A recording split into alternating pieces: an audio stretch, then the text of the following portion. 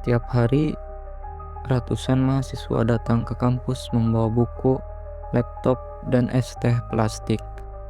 Tapi, di antara jadwal kuliah dan deadline, adakah yang sempat mendengar bumi menangis karena air tersumbat oleh sampah?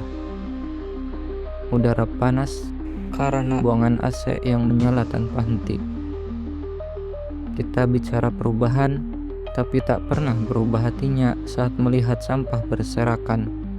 Kita belajar tentang kesucian, tapi menyembunyikan sampah di belakang halaman rumah. Kita membahas ihsan, tapi lupa bahwa bumi pun bagian dari ciptaan Tuhan. Ketika pengetahuan tak lagi menumbuhkan kepedulian, disitulah ilmu kehilangan buahnya. Kami percaya tugas akademisi bukan hanya menulis dan meneliti, tapi juga menjaga bumi yang menjadi ruang hidup bagi ilmu itu sendiri. Menjadi akademisi dalam Islam bukan hanya menulis jurnal, tapi menjaga keseimbangan ciptaan Allah. Bumi bukan sekedar tempat belajar, ia ayat yang hidup, ayat kauniyah yang bicara tanpa suara.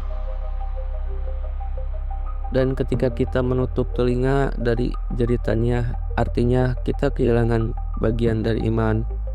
Konsep ekoteologi Islam melihat relasi manusia alam sebagai hubungan spiritual. Seperti dikatakan Sayyid Hussein Nas, krisis ekologi adalah krisis spiritualitas manusia modern. Dosen seharusnya bukan hanya teladan akademik, tapi juga ekologis. Mahasiswa bukan sekadar penuntut ilmu, tapi agen perubahan yang beriman.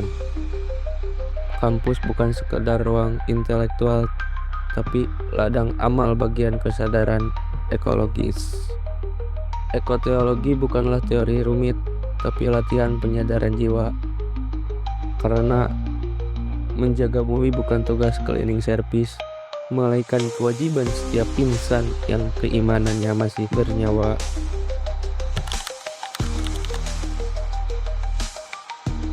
Sedikit kesadaran bisa jadi amal besar, karena dalam tiap tetes air yang dihemat akan keberkahan dari menjaga amanat Allah.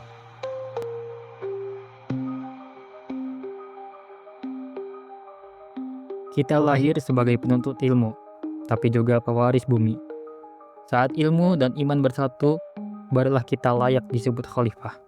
Dan mungkin inilah bentuk ibadah paling sunyi, menjaga ciptaannya agar tetap bernafas. Mulailah dari langkah kecil, matikan AC, kurangi plastik, rawat teman kampus. Perubahan besar dimulai dari hati yang masih beriman.